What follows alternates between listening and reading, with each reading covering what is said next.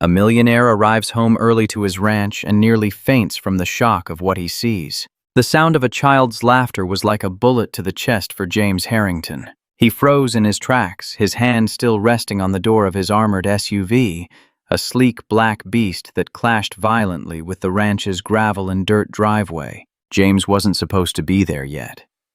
His schedule, synchronized to the second, indicated that he was still 3 hours away. But a canceled meeting in Dallas had pushed him back to this place he both loathed and loved in equal measure. He tightened the knot of his Italian silk tie, feeling the dust in the air start to settle on his impeccable leather shoes. Silence was the norm in his life. Since the accident, since the funeral, silence had been the only welcome inhabitant in his sprawling estate. His 4 daughters, the quadruplets, who used to be a whirlwind of voices and screams, hadn't spoken a single word in 6 months. The doctors called it post-traumatic selective mutism. James called it the price of tragedy. But that sound was unmistakable. It was a laugh, not a shy little giggle, but a vibrant, ringing belly laugh, the kind that starts deep in the stomach and explodes without control. And it wasn't just one.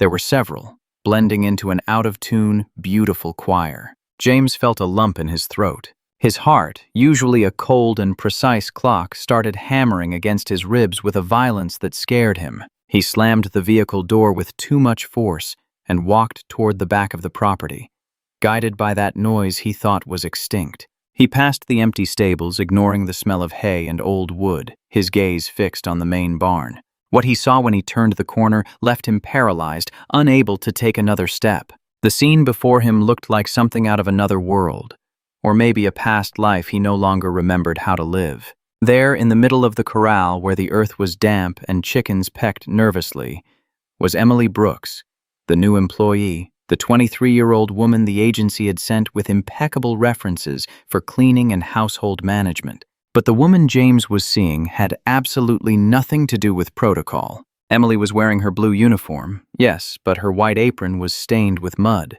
She had on a pair of bright, neon yellow rubber gloves that shined under the afternoon sun, and she was dancing. She wasn't walking, she wasn't cleaning, she wasn't tidying up. She was kneeling in the dirt, flapping her arms as if they were wings, imitating the clumsy flapping of the chickens, with her head thrown back and a smile so wide it seemed to light up the place more than the sun itself. And around her, the perfect chaos. His daughters, his 4 little heiresses, Sophia, Emma, Lily, and Mia. The same girls than this very morning he had left sitting at the breakfast table, stiff as porcelain dolls, dressed in pristine pastel pink dresses with hair bows perfectly combed. Now those designer dresses were unrecognizable. The pink had vanished beneath layers of brown mud and dust. The bows hung undone. Their white socks were history, but they were moving. Good God, how they were moving. They were running in circles around Emily, copying her moves, lifting their little arms up to the sky, chasing the chickens that were scattering in panic between their legs. And they were laughing. All 4 of them laughing at once with their mouths wide open, eyes squeezed shut from the sheer joy, their cheeks flushed from the effort and the heat. One of them, James thought it was Sophia, tripped over a root and fell face first into the mud. At any other time, that would have triggered a hysterical crying fit, but not today. The little girl stood up with a dirty face, looked at Emily, and let out an even louder laugh, tossing a handful of dirt into the air like confetti. James felt the ground shift beneath his feet. For months, he'd hired the best psychologists from New York and California. He'd bought the most expensive toys. He'd decorated their rooms with the softest colors. He'd shielded their world so that nothing would upset them. He'd turned their lives into a sterile, safe bubble, and nothing had worked. The silence had continued to reign. And now this young woman, this simple housekeeper, who he'd barely said a word to beyond giving her orders about the menu and the laundry, had achieved the impossible. And she'd done it by breaking every single one of the rules he'd set in this house. The dirt, the mess, the risk. James looked at his own hands, clean, manicured, empty. Then he looked at Emily's hands, wearing dirty yellow rubber gloves, but holding his daughter's attention and love with an ease that physically hurt him. A toxic mix of emotions started rising in his chest. Relief at seeing them happy, yes, but also a black, dense rage. Rage because that happiness had been achieved at the cost of his authority. Rage because this scene represented everything he couldn't control. Rage because deep down he felt that laughter didn't belong to him. The wind blew softly, rustling the tree leaves and carrying the scent of wet earth to his nose. Emily spun around, oblivious to the presence of the boss, and gently caught one of the chickens, showing it to the girls. The four of them huddled around her, fascinated, touching the feathers with their stained fingers. It was an image of devastating tenderness. James clenched his jaw until it hurt. His rational mind, the one that managed empires and closed million-dollar deals, took back control. He saw germs. He saw the risk of infection. He saw ruined clothes. He saw flagrant disobedience. He saw an employee who had forgotten her place. He couldn't allow it. If he gave in to the chaos, the memory of the accident would come back. Order was the only thing keeping him sane. Order was the only thing keeping those girls safe. Or at least, that's what he told himself. Every night. He took a step forward, stepping out of the barn's shadow and into the light. His long, dark shadow cast over the happy group, slicing through the scene like a knife.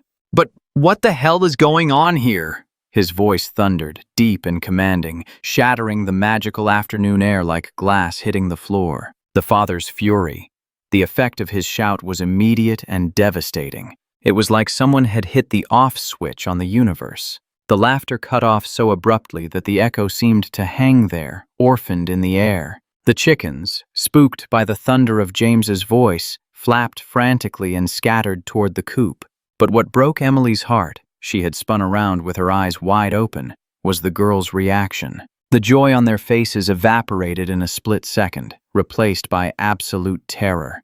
The color drained from their cheeks. Their smiles turned into grimaces of fear. Sophia, Emma, Lily, and Mia didn't run to their father.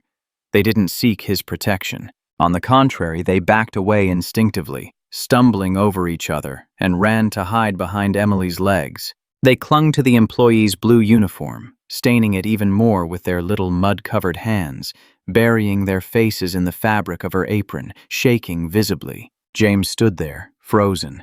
The image was a brutal blow to his ego and his fatherhood. His own daughters, his own blood, were running from him to seek refuge with the help.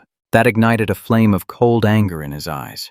He strode forward, ignoring the mud sticking to his Italian shoes, his eyes locked on Emily as if she were guilty of an unforgivable crime. "I asked you a question, Miss Brooks," James bellowed, stopping just a few feet from her. His height and presence were intimidating, but Emily, even though she was shaking, didn't back down. She held her ground, her hands resting protectively on the heads of the girls hiding behind her. "What is the meanings of this spectacle? Look at them. They look like animals strolling around in the filth." Emily swallowed hard. Her heart was beating so hard she thought it would burst out of her chest. She knew who James Harrington was. She knew his reputation as a ruthless man, a man with a heart of ice. But she also felt the trembling little bodies of the four girls pressed against her legs, and that gave her a strength she didn't know she had.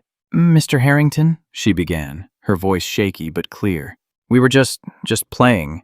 "They needed playing," he interrupted her, pointing an accusing finger at the ruined dresses. "You call this playing? They are covered in bacteria. They are exposed to diseases. Look, those dresses cost more than you will earn in your entire life, and you have destroyed them in one afternoon." "Clothes can be washed, sir," Emily replied, surprising herself with her boldness. She lifted her chin slightly, meeting the millionaire's furious gaze. "But sadness can't." "They were laughing, sir. Didn't you hear them?" They were laughing for the first time. The mention of laughter was like rubbing salt in James's wound. He hated that she was right, and he hated even more that an employee dared to give him parenting lessons. "Don't you dare talk to me about my daughters," he growled, lowering his voice to a dangerously soft tone that was scarier than his yelling. "You are here to clean, to maintain order, to look after them according to my instructions. I gave you strict rules. No dirt, no risks, no leaving the safe zone of the garden. And what do I find? I find them in a chicken coop amidst animal feces and mud. It is criminally irresponsible." James took another step, invading Emily's personal space. The girls let out a choked whimper, a collective sound of anguish that made Emily tighten her grip on them. "Get away from there," James ordered the girls without looking at them, fixing his eyes on the employee. "Come with me now." No one moved. The girls pressed tighter against Emily. It was an act of silent rebellion that James couldn't process. "I said come here!" he shouted again, losing his composure. Mia, the youngest of the four, peeked shyly from behind Emily. Tears were cutting paths through the dirt on her face.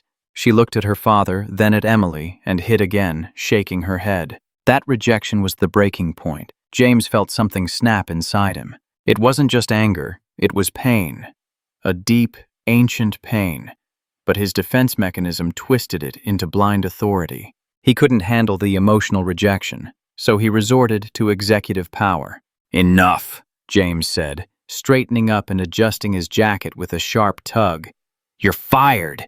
Emily felt like she'd been slapped in the face. "What?" she whispered.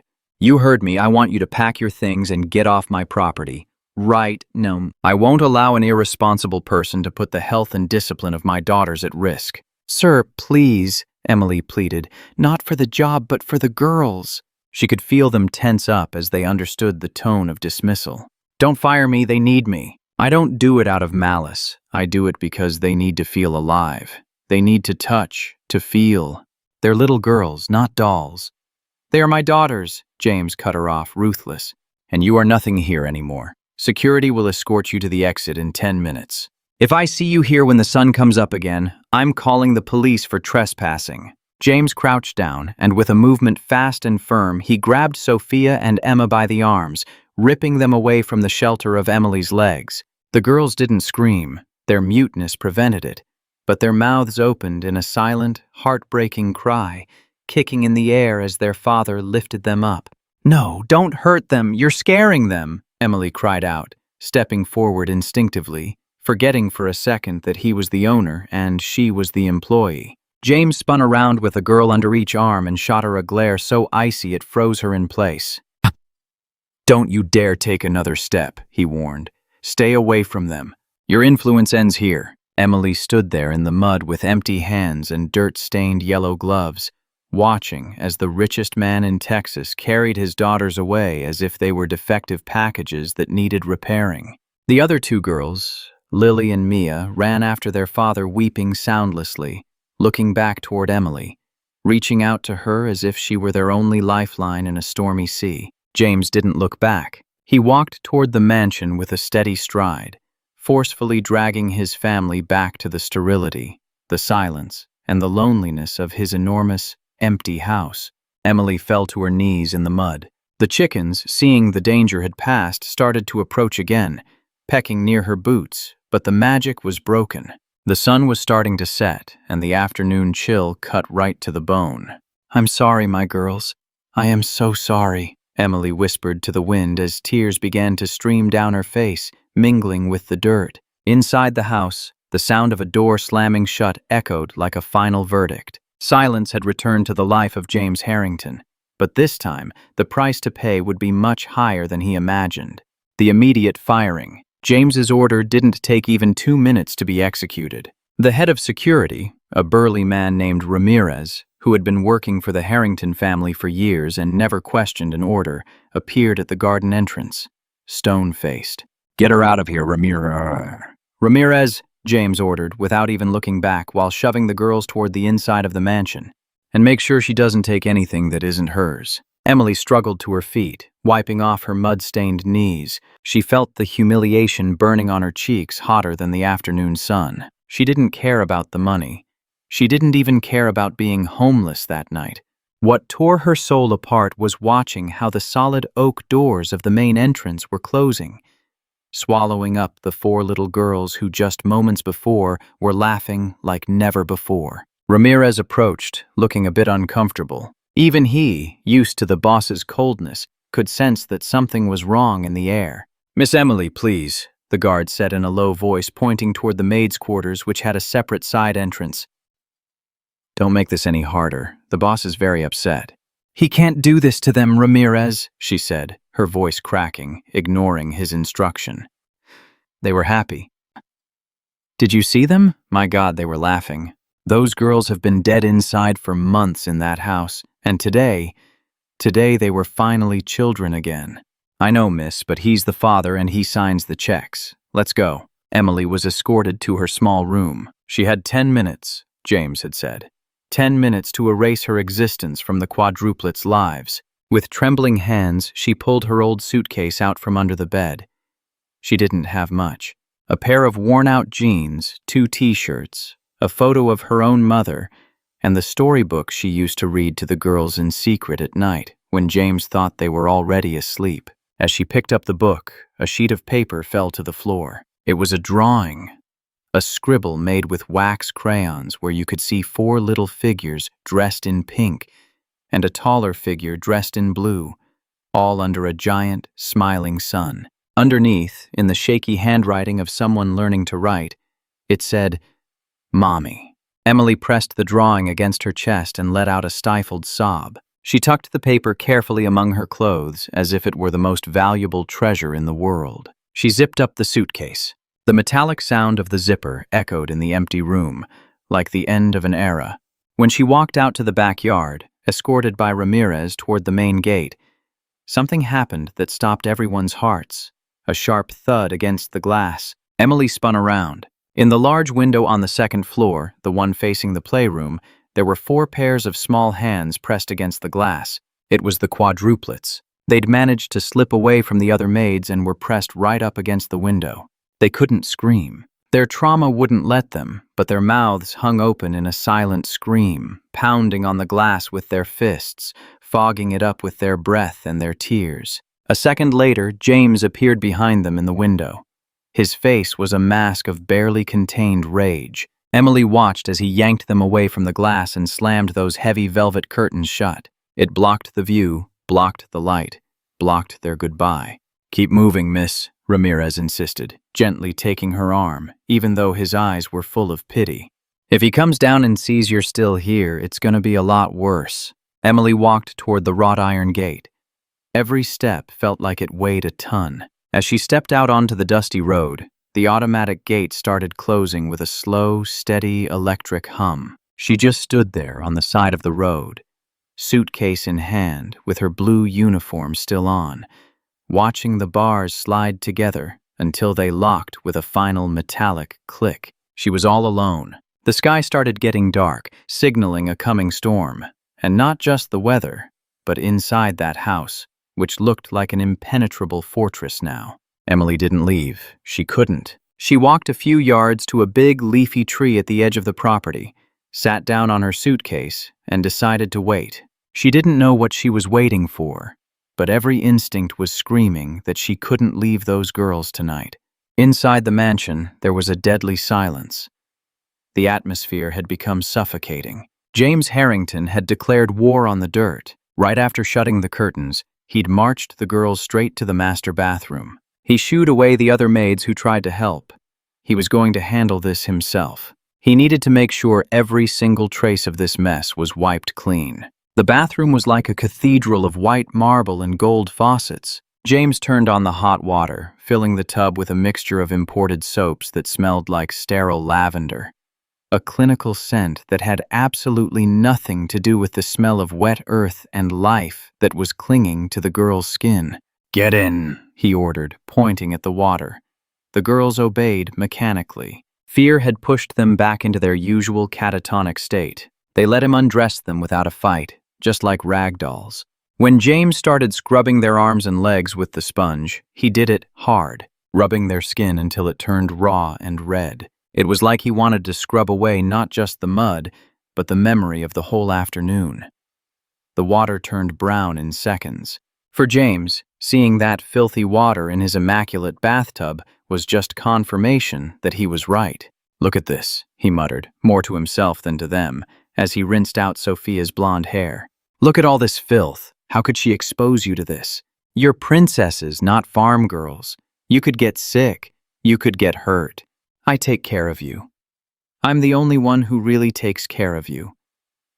The girls didn't answer.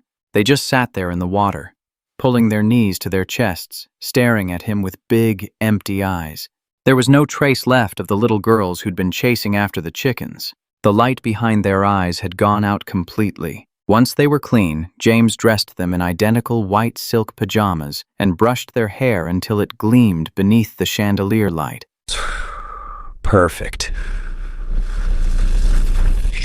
he said, stepping back to admire his handiwork. Order had been restored. Chaos had been vanquished. They went down to dinner. The dining room held a long, dark wood table, polished so highly it reflected the four sisters' sad faces. James sat at the head, presiding over the table with his usual stiffness. "The chef made your favorite today," James announced with a tone of forced cheer, trying to break through the wall of ice that had risen between him and his daughters. Cream of asparagus and chicken breast in white sauce. The butler served the plates in silence. The clink of fine china against the table resonated like funeral bells in the massive, empty room. No one moved. The four girls kept their hands in their laps beneath the table. They stared at their steaming plates with absolutely no intention of picking up their silverware. "Come on now, eat," James insisted, slicing a piece of his own chicken. "It's delicious." Silence. There was only the sound of James's silverware scraping against his plate, and the tick-tock of the antique clock on the wall. "Sophia, eat," he ordered, fixing his gaze on the eldest. The girl didn't blink. She kept her eyes fixed on the green soup, absent. "Emma, Lily, Mia, pick up your spoons, now." Nothing. Not a single movement. Not even a defiant glare, just absolute indifference. A total disconnection from reality. It was as if their bodies were there, scrubbed clean and groomed, but their souls had stayed outside in the chicken coop with Emily. James felt frustration rising up his neck. He'd done everything right. He'd cleaned them up, he'd protected them, he'd given them the best food. Why were they punishing him like this? "I said eat!" he shouted suddenly, slamming his fist on the table. The silverware jumped and a water goblet tipped over, spilling liquid across the immaculate white tablecloth. The crash echoed through the hall, but the girls didn't even flinch. They didn't cry, they didn't look scared.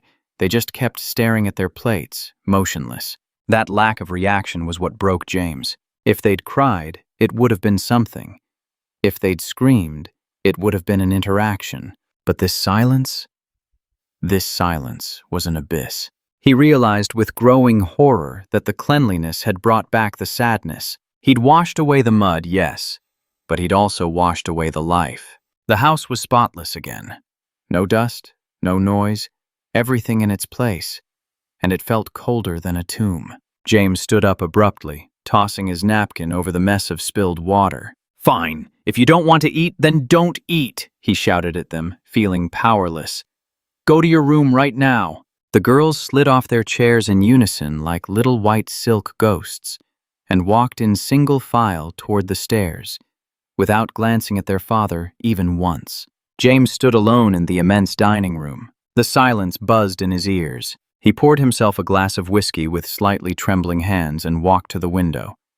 Outside, the storm had begun. Lightning flashes lit up the garden every few seconds, revealing the rain coming down in buckets. He stared out into the darkness of the patio, looking toward the spot where that whole scene had played out earlier this afternoon. For a split second, he thought he saw something, a shadow under the tree by the gate.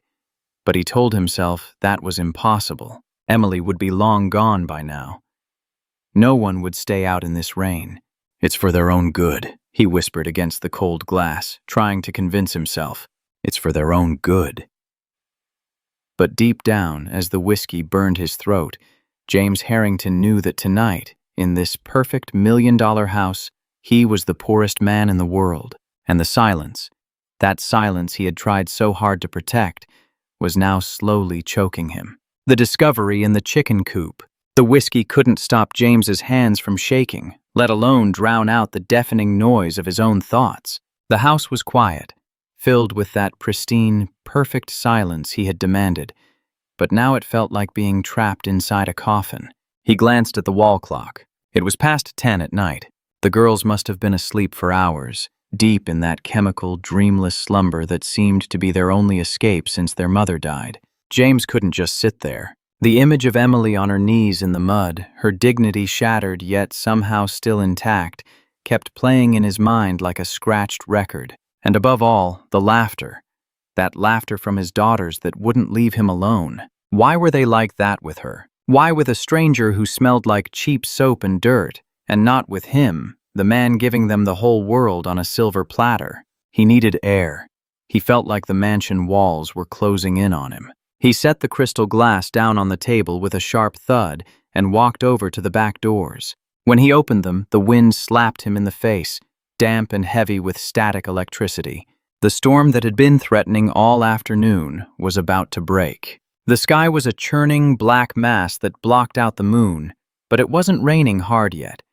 Just fat, cold drops falling here and there like warning shots. Without really knowing why, his feet carried him toward the scene of the conflict, toward the chicken coop. He walked down the stone path, ignoring the fact that his leather-soled shoes were slipping on the wet ground. He reached the wooden fence, which was now empty and dark. The chickens were asleep on their perches, oblivious to the human drama that had just gone down in their territory. James leaned against the post, feeling the rough wood under his palms, and stared at the churned-up ground. You could still see the marks of his daughter's little boots in the mud, frenetic circles that mapped out the choreography of their lost joy. Then something caught his eye. A flash of color in the gloom, stuck between the fence planks, almost level with the ground. It was a screaming, unnatural yellow amidst the palette of browns and grays of the night field. James crouched down, ruining the perfect crease of his suit trousers, and tugged at the object. They were Emily's rubber gloves. She must have left them behind in the rush, or maybe they fell when security dragged her out. They were stained with earth and still damp. James held them for a moment, feeling a strange tightness in his chest. They were ordinary objects, cheap cleaning tools, but they had touched his daughters with more love that afternoon than his own hands had in months. Upon lifting the gloves, he discovered they were hiding something else. There was an old metal box, probably an ancient cookie tin, rusty and half-buried in the dry straw next to the post. It looked like a secret hiding place. Curiosity won out over his pride. James opened the metal lid, which groaned with a rusty squeak. Inside, there were no jewels, no money, nor anything of material value. There was a notebook, a simple spiral-bound school notebook, with a blue cardboard cover. James took it out, feeling its light weight. He opened the first page under the dim light of the garden's security lamps. What he saw took his breath away. It wasn't a housekeeper's notepad. It was a visual diary, a record. The first page had a title written in large, colorful letters made with crayons. The Magic Wings Club. James turned the page. There were drawings, childish drawings, clumsy and wonderful strokes made by the hands of his daughters. He recognized Sophia's style, who always drew the sun-wearing sunglasses. He recognized Mia's energetic scribbles, but what hit him wasn't the technique, but the content. In one drawing, the four girls could be seen with painted wings on their backs, flying over a green field. A large figure dressed in blue with yellow hair, Emily, was holding their hands. Underneath, a note written in Emily's round, clear handwriting read, "Day 4. Today Sophia smiled because I told her chickens are cousins of dinosaurs. Emma helped me look for eggs and wasn't afraid to get dirty. Fear goes away when hands are busy creating." James felt an icy chill run down his spine. He kept turning pages, devouring the content with desperate greed. Day 12. Lily had a nightmare and didn't want to get out of bed. We made a fort with sheets in the garden. I told her the sun heals sadness. In the end, she fell asleep in my lap under the oak tree. Note: remember to bring more red crayons. Mia loves painting flowers. Day 20. Mr. Harrington called today. The girls got tense. They hid under the table. It hurts me to see them like this. They think their dad is an ice giant. I have to teach them that ice melts too, even if he doesn't let me get close. James stopped at that phrase. Ice giant. A drawing accompanied the text. A tall figure, black and square, with a face missing a mouth and red eyes, standing far away from the girls. It was him. That's how his own daughters saw him. Not as a protector, but as a distant, cold monster.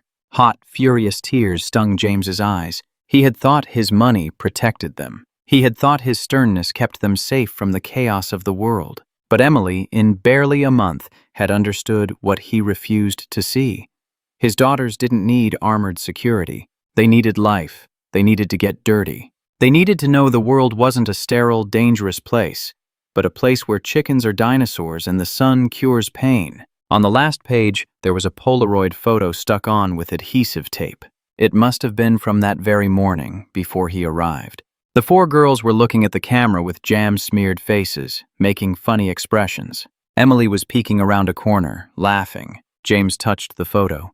His daughters' faces were glowing. There was no trace of the trauma, nor the mutism, nor the pain of being orphans. In that photo they were healed, and he had destroyed it all in 5 minutes of blind fury. He slammed the notebook shut hard, feeling the guilt crush his heart like a hydraulic press. He had been wrong. He had been terribly wrong. He pressed the notebook against his chest next to the yellow gloves and looked up at the black sky. "What have I done?" he whispered to the wind. "My God, what have I done?"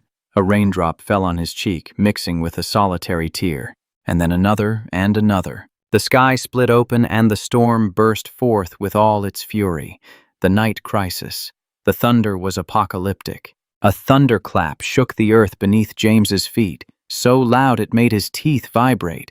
The sky lit up with a blinding white lightning bolt that turned night into day for a second, revealing the ghostly silhouette of the trees thrashing violently in the wind. The rain began to fall like a solid curtain, soaking him in seconds. But James didn't care about his clothes anymore. An irrational, primal fear took hold of him. He ran toward the house, shielding the notebook under his soaked jacket. The wind howled, battering the windows of the mansion as if it wanted to get inside. When he reached the back door, soaked and panting, the house lights flickered once, twice, and then everything went out. The darkness was total. The mansion, which was always lit up like a beacon of safety, became a huge, threatening, pitch-black void. Only the lightning flashes coming through the large windows offered brief strobe light glimpses, creating long, twisted shadows that danced down the hallways. "Ramirez, turn on the generator!" James yelled, his voice bouncing off the empty foyer. But there was no answer. The intercom was dead. His paternal instinct, the one he thought he had buried under layers of logic and efficiency, flared up like a fire alarm in his brain. The girls hated storms. The night their mother died, there had been a similar storm. They must be terrified. James took the stairs 2 at a time, guided by muscle memory and the flashes of lightning. His breathing was agitated, raspy. "Sophia! Emma!" he shouted, his voice full of panic. "Daddy's coming. Don't be afraid." He reached the second-floor hallway. The door to the girls' room was closed. James turned the knob with hands slippery from rain and sweat. He stumbled inside. "I'm here. Calm down. He stopped dead. He expected to hear crying. He expected to find them huddled under the sheets, trembling, or hiding in the closet. He expected to have to comfort them, but the only thing he found was the sound of the wind banging against an open window. A lightning bolt illuminated the room with a cruel clarity. The 4 four-poster beds, with their Egyptian cotton sheets and pink duvets, were empty. The pillows were untouched, the stuffed animals lined up perfectly on the shelves. Silent witnesses to the absence. James felt the blood freeze in his veins. "Girls," he whispered, his voice cracking. He tore into the room, searching frantically, looked under the beds. Nothing. He yanked the giant closet open.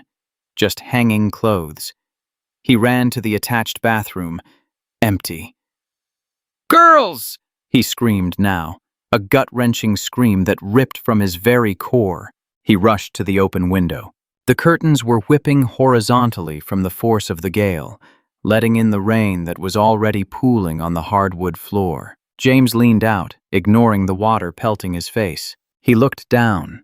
Right below the window was a thick vine running down to the side garden, and there, caught on one of the thorny branches, flapping frantically in the wind like a flag of surrender, was a piece of fabric, a piece of white silk, a piece of their pajamas. Reality hit him with the force of a sledgehammer. They hadn't hidden inside the house.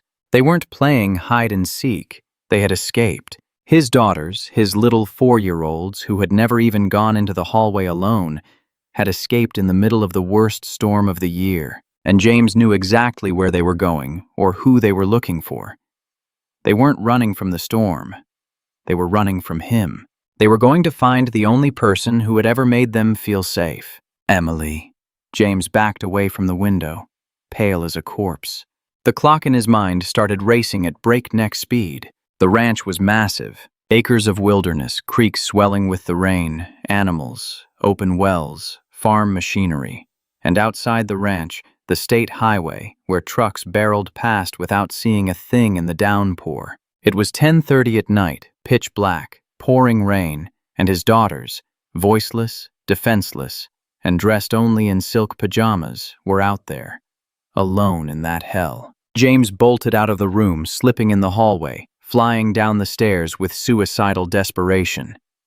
"Ramirez, everyone!" he bellowed as he ran toward the front door, his voice competing with the thunder. "Get out here now, my girls, they're gone!" He threw the front door wide open and plunged into the black night. No flashlight, no raincoat, without thinking.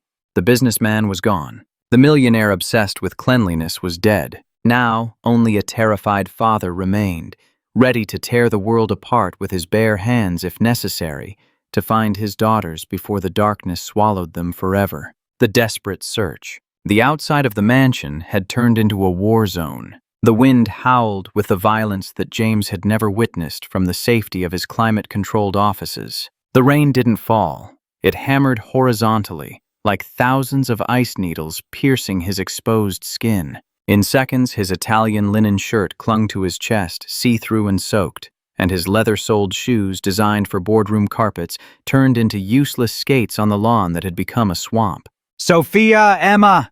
James screamed, shielding his eyes with one hand, spinning in circles in the darkness. His voice was instantly swallowed by the roar of thunder that shook the very foundations of the house behind him. There was no answer. Of course there wasn't. His daughters couldn't answer. They were mute.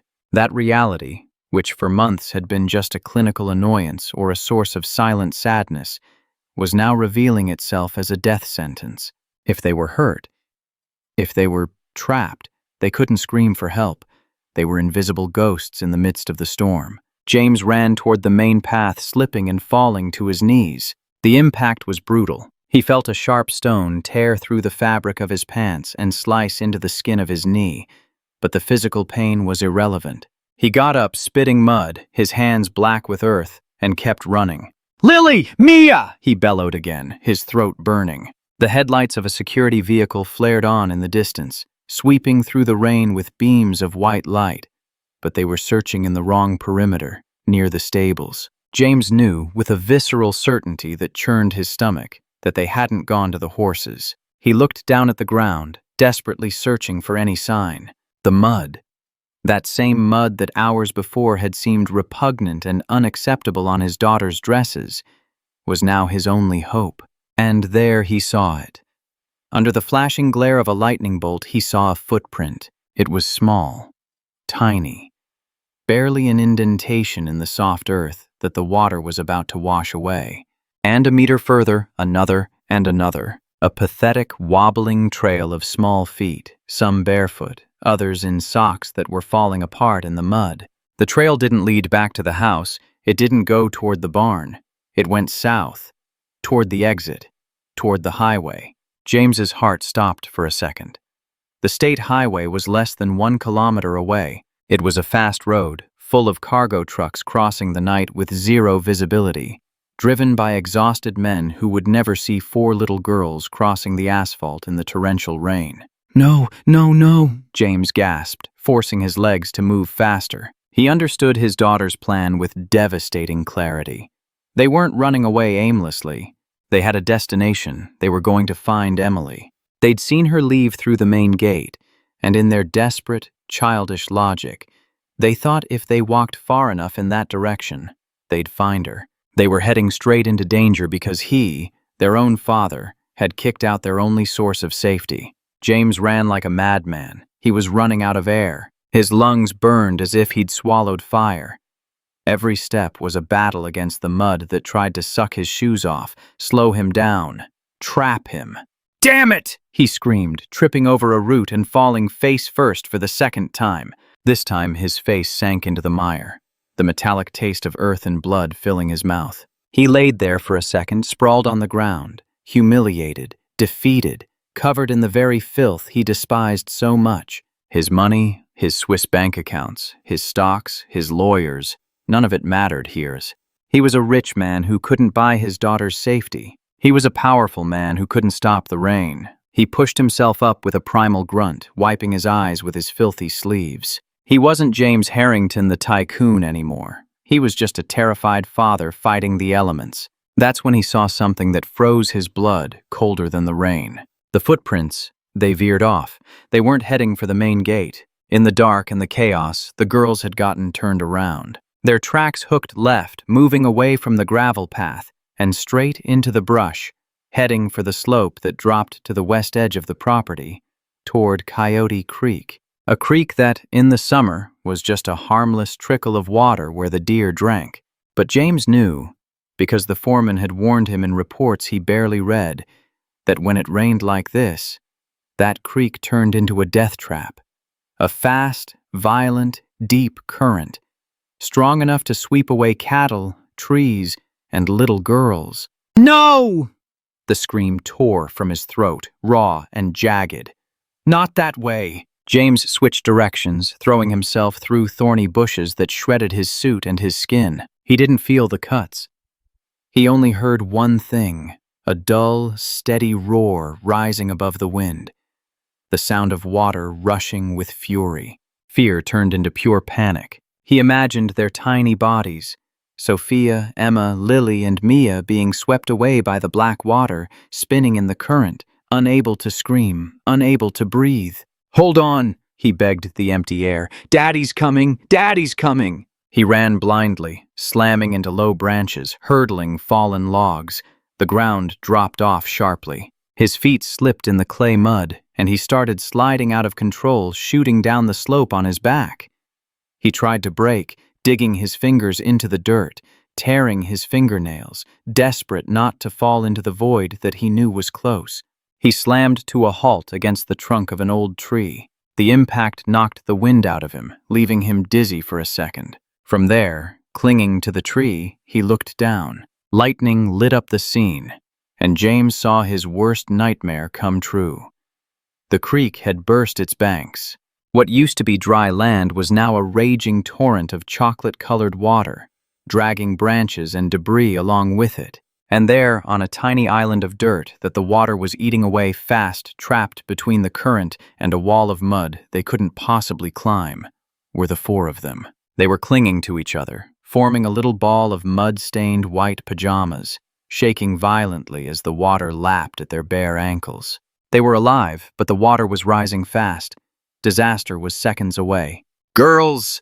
James's scream was so loud it seemed to stop the rain for a second. 4 little blonde heads snapped up, looking toward him at the top of the embankment. Their faces were pale, almost blue from the cold, lit up like ghosts by the lightning flashes. When they saw their dad, there was no relief in their eyes, only paralyzing terror. Emma pointed at the rising water, opening her mouth in a silent scream for help. James assessed the situation in a split second. They were about 15 feet down. The slope was a deadly mudslide. If he went down carelessly, he could crash right into them, or worse, slide straight into the water and get swept away, leaving them all alone. But there wasn't time to look for ropes or to call Ramirez. The water was rising centimeters by the second. I'm coming down, he shouted to them, trying to sound confident, even though he was terrified. Don't move. Hold on tight. James took off his soaked jacket and threw it aside.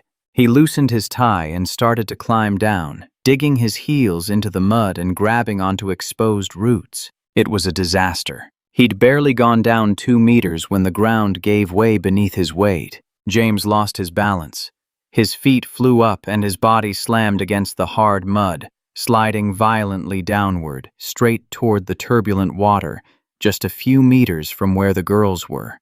Ah! He screamed as he tried to brake, his hands clawing uselessly at the liquid mud. He managed to stop at the last second, grabbing desperately onto a jutting rock, his legs already dangling over the roaring water. The cold from the stream numbed his feet instantly. He was stuck. If he let go, the current would take him. And he was on the opposite side of the little islet where his daughters were. They were trapped in the middle. He was hanging from the bank. He couldn't reach them. His arms just weren't long enough. Dad, He heard a choked whimper. It was Mia. The terror had made her break her silence. That sound broke him. He was right there, 3 meters away from them, the most powerful man in the state, and he couldn't save them. "Give me your hand," he shouted, stretching out his right arm while he clung to the rock with his left. His fingers were trembling. "Try!" The girls reached out, but they were too far away. The water started to cover the islet. Sophia slipped and fell into the water up to her waist. The other 3 grabbed her by the shirt, pulling her back with all their might, crying without a sound. "No!" James screamed, feeling the most absolute helplessness of his life. He was going to watch them die. He was going to watch them drown right before his eyes. He closed his eyes for a second, praying to a God he hadn't thought about in years. And then it happened.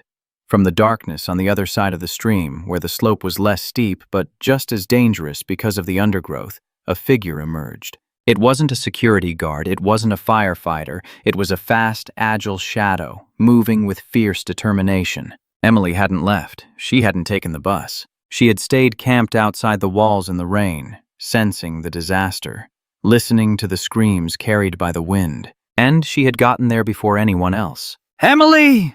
James shouted with a mix of shock and infinite hope. She didn't look at him. Her eyes were fixed on the girls.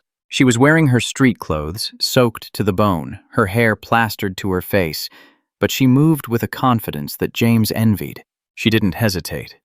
She didn't stop to assess the risks. Emily jumped. It was a leap of faith. She launched herself from the firm bank toward the muddy islet where the girls were. She landed heavily in the mud, slipping and falling to her knees right in the middle of the group. "Mom!" The girls threw themselves on her instantly, clinging to her body for dear life. Emily hugged all 4 of them at once, shielding them with her own body against the wind and the rain. She looked up at James, who was still hanging precariously from the rock on the other side. Their eyes met over the roaring water. In Emily's eyes, there was no blame, no hatred for being fired, and no fear for her own life. There was only steely determination and a clear message. "Do we work together or do they die, sir?" she screamed, her steady voice cutting through the storm. "I can't get them out on my side. The slope is too steep." "I have to pass them to you." James understood. He had to be the anchor. He had to climb back onto solid ground and pull them out, one by one. "But I can't climb up!" he yelled desperately, feeling his fingers slipping off the rock. "It's too slippery." Emily looked around. She saw a long, thick branch that the current had wedged near the little island. She ripped it out of the mud with an effort that strained every muscle in her neck. "Grab this!" she shouted, extending the branch over the water toward him. James let go of the rock with one hand and, in an agonizing move, caught the end of the branch. "Now pull!" the housekeeper ordered the millionaire. "I'll be the counterweight. Hey, climb!" It was madness. Emily, a petite woman, was using her own body and the weight of the 4 girls anchored to her to hold the big man while he clawed his way up the mud. James grunted, using every ounce of strength he had left, digging in his knees, pulling on the branch Emily was holding like it was the sword Excalibur. He made it up. Panting, he dragged himself to safety on his bank. "Ready?" he shouted, turning back toward the water. Now he was in position. He was safe, but they weren't. "Catch her!" Emily yelled. She lifted Mia, the smallest one, into her arms. She stepped to the edge of the islet where the water was already up to her calves and threatening to wash her away. "Jump, my love, jump into Daddy's arms," Emily shouted to the girl. "He's going to catch you." "I promise you he's going to catch you." Mia looked at James. He reached out his arms, opening them wider than ever before, not just physically, but emotionally. His face was covered in mud, his eyes red from crying and the rain.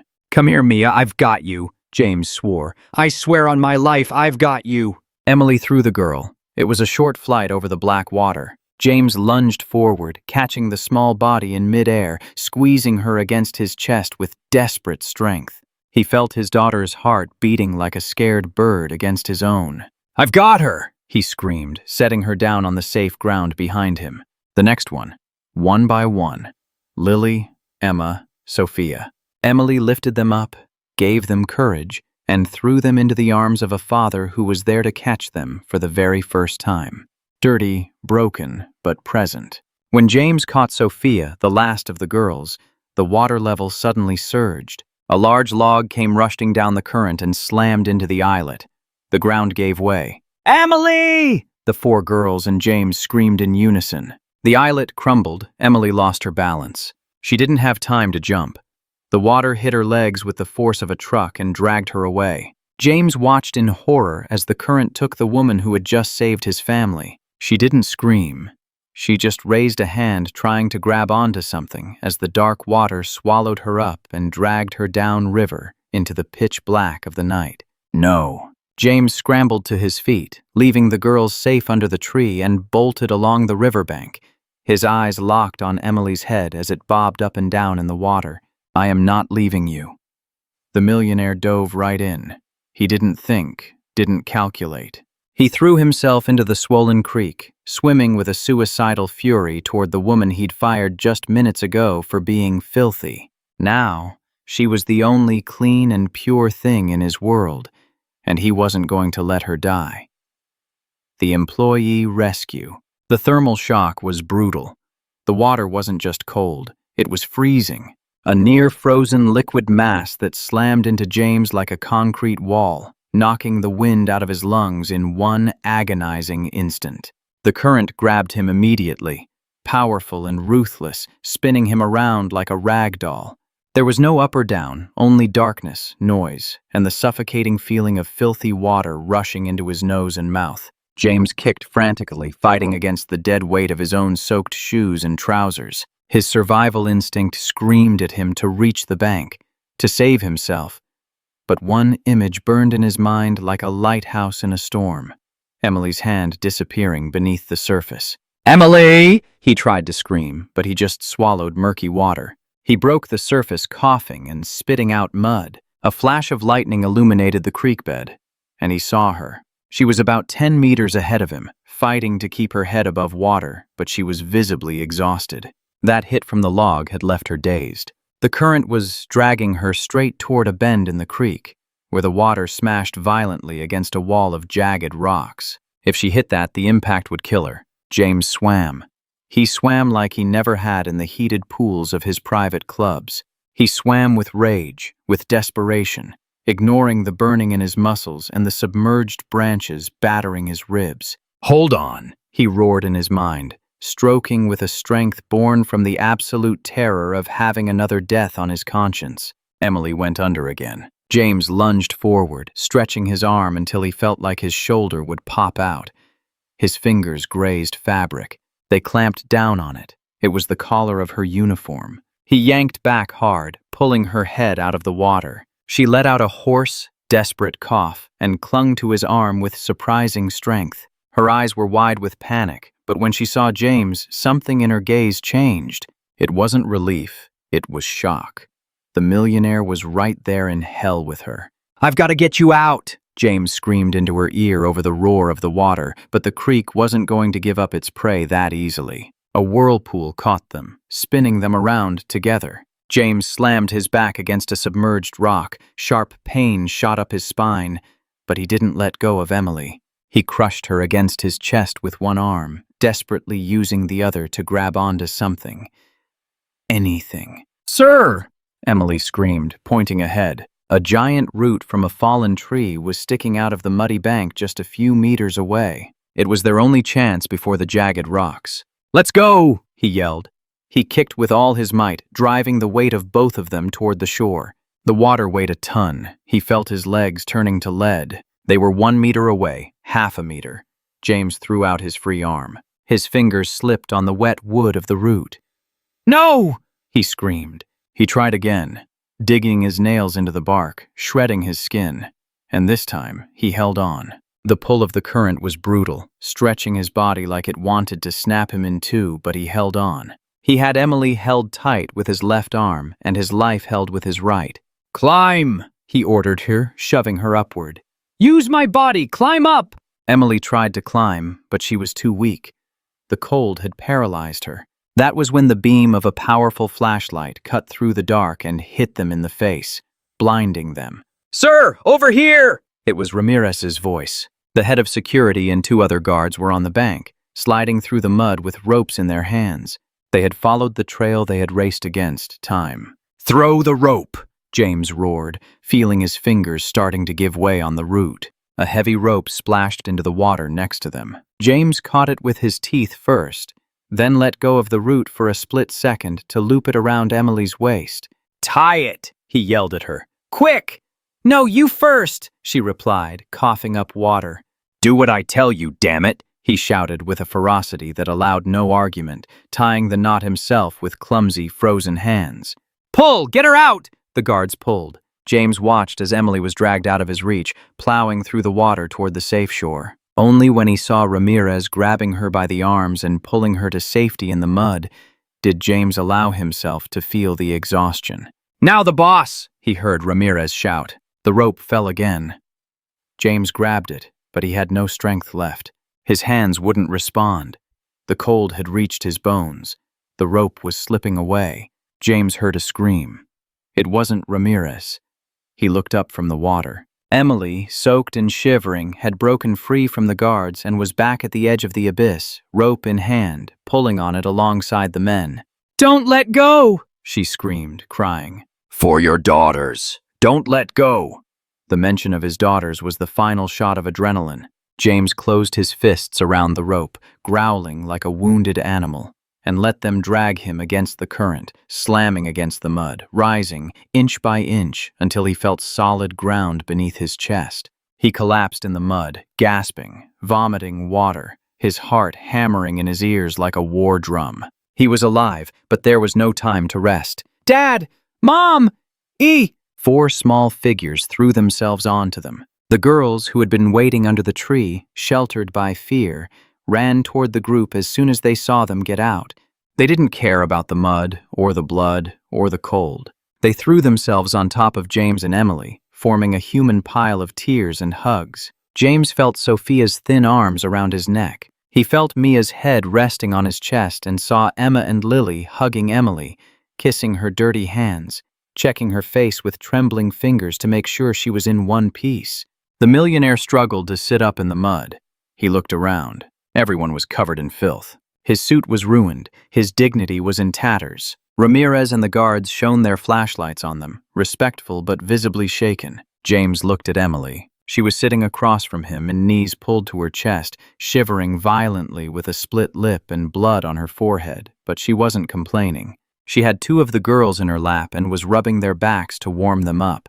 Their eyes locked under the rain, which was finally starting to ease off. In that moment, surrounded by mud and darkness, James Harrington realized he'd been blind his whole life. Money hadn't saved his daughters that night. Protocol hadn't protected them. What had saved them was the courage of a woman he'd despised and the dirty, messy, real love he'd tried to forbid. Adding a creative touch, James recalled a childhood memory of his own, playing in the mud on his grandfather's farm in rural Texas, a joy he had long suppressed in his pursuit of success. Let's go home, James said, his voice hoarse and broken. He didn't get up alone. He reached a hand out to Emily. She looked at him, hesitating for a second. Then she reached out her mud-caked hand and took his. James pulled her gently, helping her to her feet, and together, surrounded by the 4 girls who refused to let go of them, they started walking toward the mansion. The head of security stepped forward to offer his jacket to the boss. James shook his head and instead took Ramirez's waterproof jacket and draped it over Emily's shoulders. She needs it more, James said, and kept walking in the rain, holding the hand of his youngest daughter, leaving behind the man he used to be, the millionaire's surrender. The mansion was strangely warm, a violent contrast to the biting cold outside. The emergency generator had kicked in, bathing the house in a soft, silent amber light. In the main hall, in front of the giant stone fireplace where the fire was already crackling fiercely, the scene was worthy of a Renaissance painting, but painted in mud and pain. No one had gone to their rooms. No one had obeyed the rules about cleaning up before entering. They were right there on the Persian carpets of incalculable value. James, Emily, and the 4 girls, wrapped in thick wool blankets, sipping cups of hot chocolate that the other maids had rushed in with tears in their eyes when they saw the state they'd returned in. The family doctor, Dr. Arriaga, was finishing checking Emily. He put a small bandage on her forehead and checked her ribs. "She'll be fine, Mr. Harrington," the doctor said, putting away his stethoscope. "Just bruises and severe exhaustion. She needs rest. Lots of rest and warmth." "Thank you, doctor," James murmured. He was standing by the fireplace mantel, his damp clothes already swapped for a dry tracksuit, but with messy hair and a gaze lost in the fire. He couldn't look away. He watched how Emily, even though the doctor had ordered her to rest, was sitting on the floor, not on the sofa. The four girls were all around her, forming a tight, impenetrable circle. Sophia was brushing her hair, drying the dampness off Emily with touching delicacy. Emma was holding the cup of hot chocolate for her to drink. Lily and Mia were leaning against her legs, half asleep, clinging to the fabric of Emily's blanket, as if it were their life raft. James watched the scene and felt a pang of jealousy. But it wasn't the possessive jealousy of before. It was envy. A healthy, painful envy. They loved her. They loved her in an instinctive, fierce way that he hadn't managed to inspire in years of expensive gifts and perfect discipline. He realized that he was the stranger in that room. He was the intruder in his own family. Emily looked up and caught him watching her. She tried to sit up, a conditioned reflex from her position as the housekeeper. "Sir, I'm sorry about the rug," she started to say, her voice raspy. "I know it's silk and the mud—" "Hush," James interrupted her, but there was no anger in his voice. It was a soft whisper, almost a plea. James stepped away from the fireplace and walked toward them. The girls visibly tensed when they saw him approaching, shielding Emily with their small bodies, like a barrier of puppies defending their mother. That gesture, that instinctive fear that he would hurt them again or separate them from her, finally broke James's heart. He stopped in front of them. Then he did something that left everyone in the room. The doctor, the maids watching from the door, and Emily herself, breathless. James Harrington, the man who never bowed down, the man who looked down on everyone from above, bent his knees and knelt on the rug, right at their level. He didn't care about the pain in his injured knee. He lowered his head, staring at his own clasped hands, unable to hold Emily's clean, honest gaze. "I'm sorry," he said. The words came out strangled, small. The silence in the room became absolute. The only sound was the crackling of the firewood. "Forgive me," he repeated, looking up with eyes full of tears he no longer tried to hide. "I was a fool. I was blind. I almost killed you today. I almost killed you all because of my pride, because of my obsession with order." He looked at his daughters one by one. "I thought if everything was clean, the pain would go away. I thought if we didn't talk about Mom, the sadness would disappear.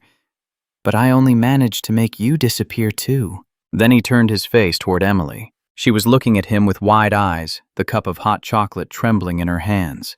"Emily," he said, using her name for the first time without a tone of command or contempt, "you saw what I refused to see. You gave them what I couldn't give them. I threw you out like a dog. I humiliated you, and even then you jumped into that river for them. You risked your life for the daughters of the man who despised you." James took a deep breath, feeling the lump in his throat loosen. "I'm not going to ask you to stay as a housekeeper," he said, shaking his head. "That would be an insult after tonight, but I beg you, I implore you, please don't leave. My daughters need you. And you know, I need to learn to be the father that you are as a mother, without even being one." He held out his hands, palms up, in a gesture of total surrender.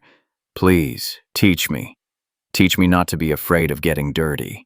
Emily set the cup on the floor. She looked at the powerful man, reduced to a vulnerable human being in front of her. She saw the genuine regret in his gray eyes. She saw the terror still lingering in him from how close he'd come to losing it all. She didn't answer with words. Slowly, Emily slipped a hand out from under the blanket. It was covered in scratches, her nails broken and dirty, and she placed it over James's hands, squeezing them warmly. That touch was the signal. Sophia, the oldest, moved. She let go of Emily and took a hesitant step toward her father. James watched her, holding his breath. The little girl lifted her small hand and touched her father's cheek, wiping away a tear falling down it. And then the miracle happened. "Duh." "Dad," Sophia's whispered. Her voice was raspy from disuse, weak like a wisp of smoke. But it was there. She had spoken. James let out a sob that shook his whole body, closed his eyes, and buried his forehead in his little daughter's shoulder, weeping openly, releasing years of pent-up grief. The other 3 girls joined the hug, surrounding their father and Emily, creating a knot of bodies and souls healing each other by the warmth of the fire. That night in the Harrington mansion, no one slept in their perfect beds. They slept right there on the living room rug, piled onto mattresses improvised on the spot with James at one end and Emily at the other, watching over the sleep of the 4 girls breathing calmly in the middle. The order had been broken forever, and there had never been so much peace in that house. Emily's revelation. Dawn arrived with an unreal calm, bathing the living room in a golden light that filtered through the heavy curtains that someone had the decency to open during the night. The fire in the fireplace had dwindled to glowing red embers, giving off a soft, steady heat. James woke up with a stiff neck resting against the sofa. For a moment, when he opened his eyes, he didn't know where he was. His mind, used to waking up in his king-size bed with cold silk sheets, took a few seconds to process the weight on his legs. He looked down, and his heart clenched. Mia and Lily were sleeping deeply, tangled in a wool blanket, with their heads resting on his thighs. On the other side, on a makeshift mattress on the floor, Emily slept with one hand reached out toward him, and Sophia and Emma were curled up against her back. It was the image of a beautiful shipwreck. They were survivors. James moved with painstaking care not to wake them, gently freeing himself from the weight of his daughters. He stood up, feeling the creak of his joints and the dull ache from the blows of the night before. He needed coffee. He needed to think, but above all, he needed to understand.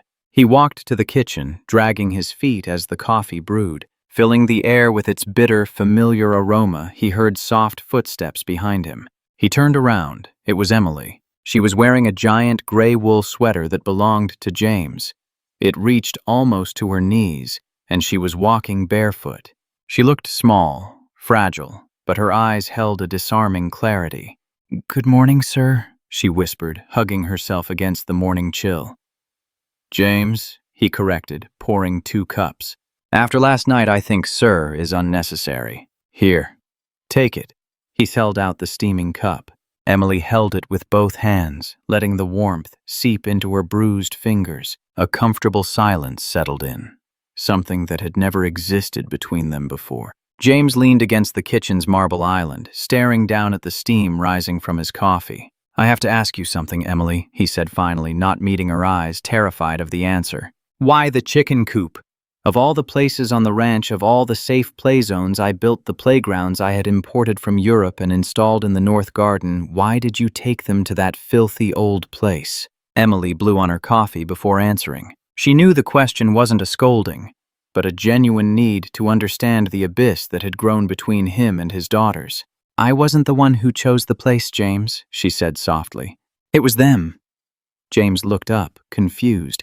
"Them? They don't speak, or they didn't until last night. How could they tell you? Children don't need words to tell you where their heart is," Emily interrupted. "The first day I arrived, I took them out for a walk. They were stiff, scared. We passed by the new swings and they didn't even look at them. But when we passed near the old barn where the chickens are, they stopped." Sophia started crying, but it wasn't a sad cry. She walked up to the fence and pressed her little face against the old wood. Emily set her cup on the table and reached into the pocket of her oversized sweater.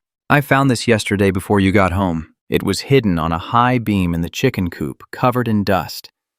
I think that's why the girls wanted to go there. They knew this was there. They felt it." Emily pulled out a yellowed envelope, stained by time and humidity. The paper was crumpled, as if it had been read and folded 1,000 times. James felt his breath catch in his throat. He would recognize that handwriting anywhere in the universe. It was Sarah's writing, his late wife. "What is this?" he asked, his voice trembling, taking the envelope as if it were made of glass. "Read it," Emily said. "I think she left instructions that you never received." James opened the envelope with clumsy fingers. Inside was a sheet of notebook paper torn out in a hurry, written in blue ink. The date was 2 weeks before the accident. "To my dearest James, if you find this, it is probably because I am in the garden and you are in your office, worried about the future, about the stocks, about that empire you are building for Yahoo. I love you for that, my love. I love you for wanting to give us the world. But I am scared. I'm scared that in your eagerness to protect them, you'll forget that they are little girls. Yesterday, I heard you scolding Sophia for staining her dress with ice cream. I saw the look of anguish on your face, not because of the dress, but because the mess scares you. Do you think order is safety? But chaos is life, too. James, this chicken coop, this old, ugly place you always say you're going to demolish to build a tennis court is my refuge. I come here with the girls when you travel. Here we get dirty. Here we chase the chickens and pretend we are explorers. Here, Sophia laughs so hard that milk comes out of her nose. Here, Mia learned to walk while chasing a baby chick. I am leaving this note here in my happy place as a reminder for the future, in case something happens to me or if the world just hardens us too much. Don't take the mud away from them, James. Don't take away the dirt. Promise me you'll let them have dirty feet and happy hearts. Cleanliness washes away with water, but the memories of a perfect childhood, those stay forever. Love, your messy wife, Sarah. James read the letter once and then read it again. The words danced before his eyes, blurred by the tears falling freely onto the paper, mixing with the old ink. He collapsed into one of the kitchen chairs, burying his face in his hands, sobbing so hard his shoulders shook. All this damn time, he'd been fighting against the memory of his wife, trying to honor her by keeping everything perfect, spotless, just the way he thought she deserved. He'd turned his house into a mausoleum, a sterile tomb, and in doing so, he'd been erasing the true essence of the woman he loved. She didn't want porcelain princesses. She wanted little girls with scraped knees and dirty hands. I forbade them from going there. James stammered between sobs, speaking to his wife's ghost through Emily. I forbade them from going to the only place where they felt close to her. I took their mother away from them twice. Once when she died and again when I erased her traces. He felt a warm hand on his shoulder. Emily was right there beside him, steady, not judging him. You didn't know, James, she said gently. Grief blinds us. You just wanted to protect them from pain, and you thought shielding their world was the way to do it. It's what any scared father would do. But now you know. Now you have the letter. James lifted his head, his eyes red and swollen. He looked at Emily, and for the first time, he didn't see an employee, but a partner. Someone who had understood his family better than he did in a matter of weeks. How did you know? He asked. How did you know they needed this? Because I lost my mother when I was a child too, Emily confessed with a sad smile. And I would give everything I have, which isn't much, just to have one more memory of us cooking and making a mess in the kitchen, instead of remembering her in a clean, silent hospital. James nodded slowly, wiping his tears away with the back of his hand. He stood up, tucking the letter into his breast pocket, close to his heart like a shield. Thank you, he said with deep sincerity. Thank you for giving them back to me and for giving her back to me. Just then, giggles drifted in from the living room. The girls were awake. That sound, once strange and foreign in this house, now seemed like the most natural music in the world. James took a deep breath. The kitchen air smelled of coffee and hope. I have to make a call, James said, a new determination in his voice, a firmness that no longer came from fear, but from purpose. I have to cancel a few things and I have to organize, or rather, mess up a few others. Emily smiled, and for the first time in that house, James Harrington smiled back. Not his business shark smile, but a human smile, tired but real. The wall had come down, a radical change. 2 days later, the sun shone with an insolent intensity over the Harrington ranch. The storm had left the sky a deep, clean blue, and the earth, although still damp, it was beginning to dry under the midday heat, but the peace of the countryside was abruptly interrupted by the roar of high-powered engines. A convoy of 3 armored black SUVs, gleaming, crossed the main gate, which now stood open, and advanced down the gravel path, kicking up dust and authority. It was the partners. Moretti, a 60-year-old man with a bulldog face and suits that cost more than an average house, stepped out of the first vehicle. He was followed by a group of executives, lawyers, and advisors, all dressed in gray and black, holding leather briefcases and wearing expressions of impatience. They had a meeting scheduled with James months ago to close the merger of the tech company, a deal worth $500 million. "We're 10 minutes late," grumbled Moretti, checking his gold watch. "James hates delays. He's going to be furious. Get the apologies and the contracts ready." The group walked toward the mansion's main entrance, expecting to find the butler at the door, the air conditioning set to 18 degrees, and James sitting at the head of the conference table, impatient and immaculate. But the front door was locked. There was no one waiting. "How strange," one of the lawyers murmured. "Could the location have changed?" Moretti, frowning, went around the house toward the back terrace, followed by his entourage of gray suits. What they found when they reached the back garden stopped them dead in their tracks, with their mouths hanging open in a grimace of absolute disbelief. There was no conference table, no projection charts, no air conditioning. What was there was a picnic on the lawn that James used to keep trimmed with laser precision, and where walking was strictly forbidden. There were bright-colored blankets spread out. There were open food baskets, toys scattered everywhere, and chickens. Chickens roaming freely through the mansion's garden, pecking between the executives' shoes. And in the middle of all that pastoral chaos was James Harrington, but it wasn't the James they knew. He wasn't wearing a tie. In fact, he wasn't even wearing a suit jacket. He was dressed in worn-out jeans and a white linen shirt with the sleeves rolled up to his elbows. He was barefoot, and he was laughing. James was lying on his back on the grass with Mia and Lily sitting on his stomach, tickling him. Sophia was placing a flower crown crookedly on his head, and Emma was running around them with Emily, who was wearing a simple summer dress and laughing with the same freedom as the girls. Adding a creative element, James had incorporated a small petting zoo area nearby with a couple of rescued ponies from a local shelter, symbolizing his new commitment to animal welfare and family bonding. The scene was so shocking to the corporate world that Moretti had to clear his throat 3 times before he could find his voice. James?" he asked in a tone mixing horror and confusion. What the hell is this?" The laughter stopped. James propped himself up on his elbows with the flower crown lopsided on his sweaty forehead. Seeing the men in suits standing there like crows in a spring field, he didn't get up immediately. He didn't brush off the grass in shame. He simply smiled. "Moretti," said James with astonishing calmness, "you guys are early. Or maybe I just lost track of time. The sun feels amazing today, don't you think?" The sun. Moretti looked around, ignoring the question, watching a hen peck at his patent leather shoe. "James, we have the merger signing in 20 minutes. The investors from Silicon Valley are waiting for the video call. What are you doing dressed like that? And who are these people? Why are there farm animals in the main garden?" The executives looked at Emily with disdain, assuming she was part of the staff who had gotten a little too comfortable. Emily, feeling the weight of their stares, made a move to get up and take the girls away. But James gently took her hand, signaling her to stay. James slowly stood up, brushing the blades of grass off his pants without losing that new aura of calm. He walked toward Moretti, and for the first time, the millionaire looked bigger, more imposing, barefoot and disheveled than he ever did in his suits of armor. "These people, Moretti, are my family," James said, pointing to the girls and Emily. "And what I'm doing is living something I forgot to put on my schedule for the last 5 years. "James, please," the lawyer scoffed, opening his briefcase.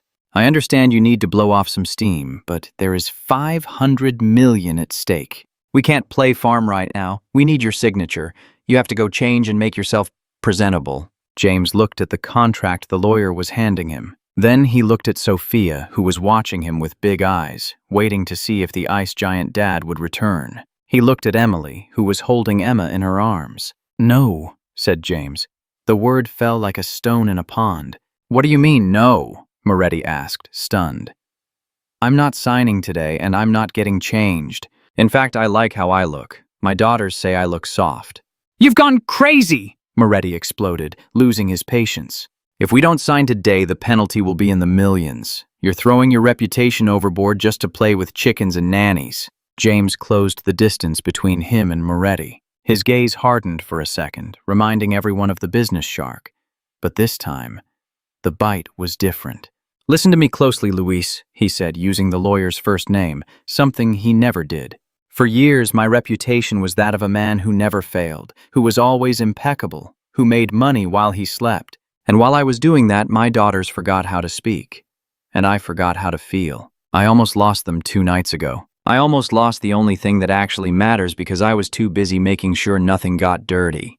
James took the contract from the lawyer's hands, looked at it for a second, and then, with a calm motion, let it drop onto the picnic table right next to a plate of watermelon rinds. Money comes and goes, Moretti, but the childhood of my daughters is slipping away right now, second by second, and I'm not going to miss another minute of it for a meeting with Silicon Valley. Are you canceling the deal? The pale lawyer asked Bissia. I'm postponing it, James corrected. Tell the tech team that I had a family emergency of vital importance. We are hunting for eggs in the garden, and I think I saw one near the oak tree. If they want to do business with me, they'll have to wait until I'm done being a father. And if they don't like it, well, there are other tech companies in the valley. He turned to the executives, who were staring at him like he'd sprouted a second head. Now, if you'll excuse me, I've got a flying lesson to get to. Emily says if you run fast enough with your arms wide open, you can almost take off. And I believe her. James, this is professional suicide, Moretti warned. No, Luis, this is a rebirth. James turned his back on them. He didn't wait around to see their reactions. He walked back towards where Emily and the girls were waiting. Daddy, look! Sophia shouted. Yeah! She screamed, pointing at a butterfly fluttering past. I'm coming, princess, he replied, breaking into a run. Moretti and his entourage just stood there under the baking sun, watching as one of the wealthiest men in Texas ran barefoot through the grass, chasing a butterfly, while his laughter mingled with that of 4 little girls and a woman in a floral dress. The executives looked at each other, uncomfortable in their hot, tight suits. For a brief, very brief instant, as they watched the scene, one of them felt a pang of something strange in his chest. It wasn't contempt, and it wasn't pity. It was envy. Pure and simple envy at seeing a man who, surrounded by millions, had finally found something worth more than all the gold in the world. James Harrington had lost a contract that afternoon, but he'd gained a life. And as he took Emily's hand and hoisted Mia onto his shoulders, he knew it was the best deal he'd ever made. The happy ending. Conclusion. Time, that silent judge that James used to measure in fiscal quarters and profit margins, was now measured in something completely different, in centimeters of height gained by his daughters, and in the number of drawings covering the stainless steel fridge in the kitchen. 6 months had passed.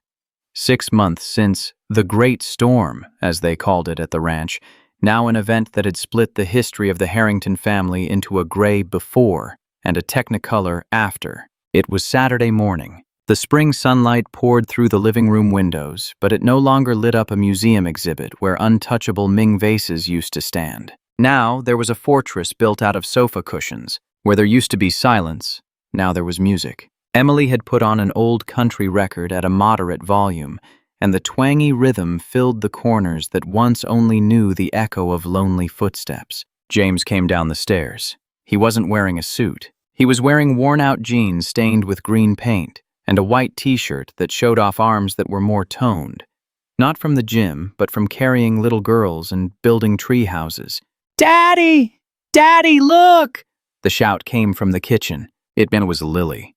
James smiled, a smile that reached his eyes, crinkling the corners in an expression of genuine happiness. He walked into the kitchen, and the scene he found would have given the James of a year ago a heart attack. The kitchen was a battlefield of flour and sugar. Emily was in the middle of it, her face smudged white, trying to knead a mountain of cookie dough, while Mia and Emma threw handfuls of flour into the air like it was snow. Sophia, sitting up on the counter, something strictly forbidden under the old regime, was decorating baked cookies with surgical focus, using bright-colored frosting.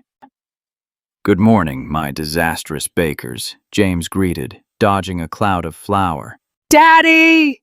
The 4 girls ran toward him. There was no more fear, no more doubts. They threw themselves at his legs with the force of a tsunami of love. James crouched down and hugged the bunch of girls, breathing in the scent of vanilla and oatmeal soap. "Look, we made you a special cookie," Sophia said, holding out a misshapen lump of dough with blue frosting.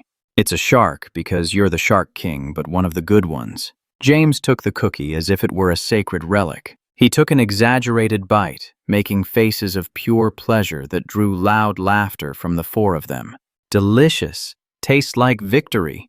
Emily wiped her hands on a rag and walked over to him. She wasn't wearing the blue uniform with the white apron anymore. She wore a light yellow floral dress, simple and beautiful, highlighting the glow of her skin. Her hair, once always pulled back in a severe bun due to protocol, now fell loose over her shoulders. Free. I saved you some coffee, she said with that soft voice that had become the soundtrack to James's piece.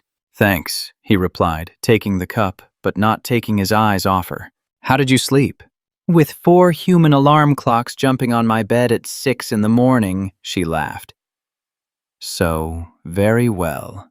The dynamic had changed organically. Emily hadn't just accepted living there without doing anything. James had insisted on paying for her university studies. She was studying early childhood education online, applying everything she learned with the girls, and in the afternoons, she ran the house not as an employee, but as the de facto matriarch that destiny had placed in his path.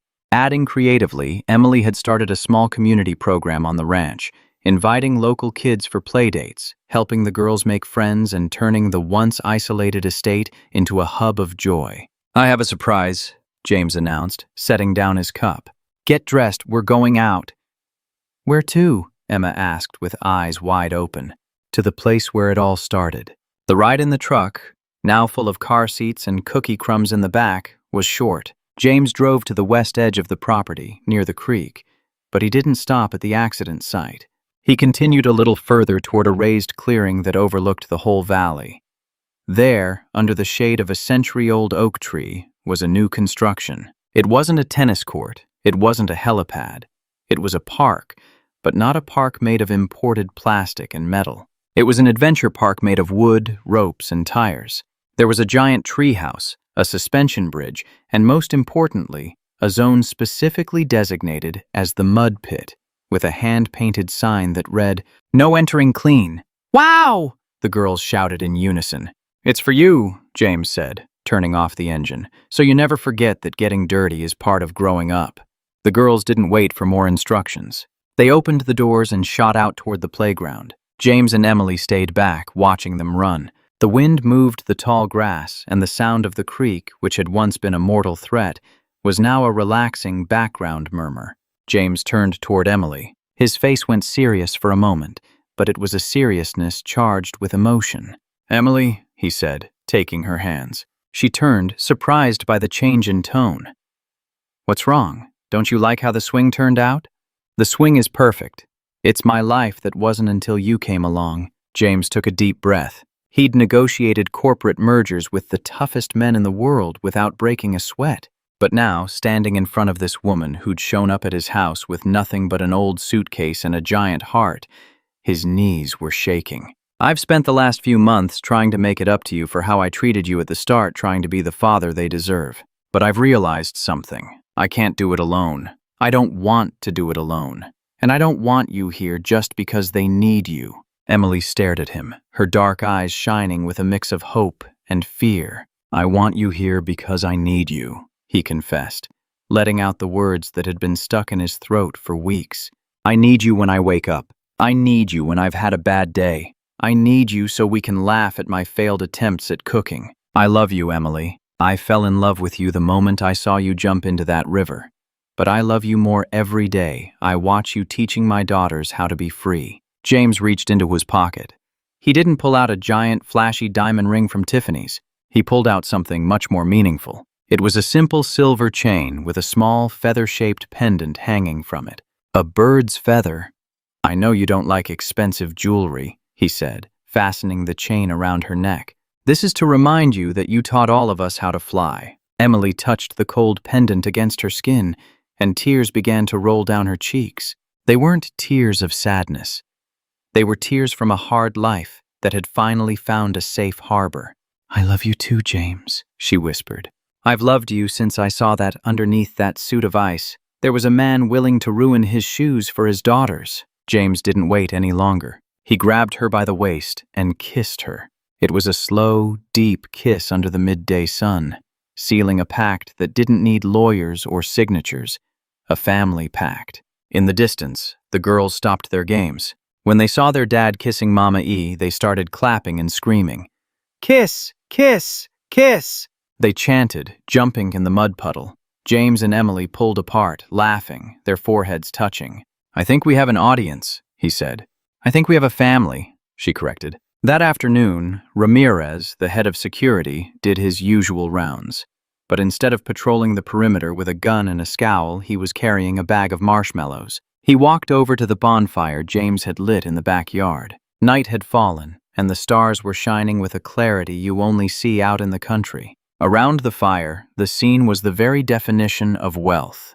There was no champagne or caviar, just hot chocolate in mismatched mugs. James was sitting on a log with Sophia and Emma asleep in his lap, worn out from playing so much. Emily was beside him, roasting marshmallows with Lily and Mia, teaching them how to get them golden brown, not burnt. "Sir," said Ramirez, approaching with respect but with a relaxed smile. Mr. Moretti called again. He's asking when he can reschedule the meeting with the Silicon Valley clients. James didn't even look up from the fire.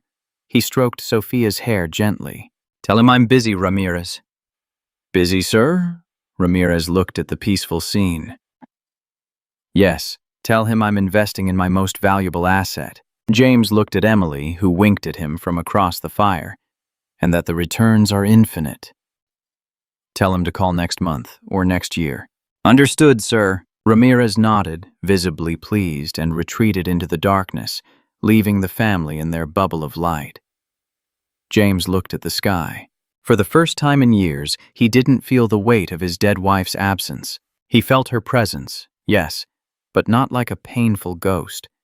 Rather like a silent blessing. He could almost hear her whispering in the wind. "You did well, James. In the end, you understood." He looked at his hands. There was dirt under his nails. His clothes smelled of wood smoke. He was physically tired, like he'd never been in his office life. And yet, he felt lighter than a feather. Emily leaned on his shoulder, handing him a sticky marshmallow. "What are you thinking about?"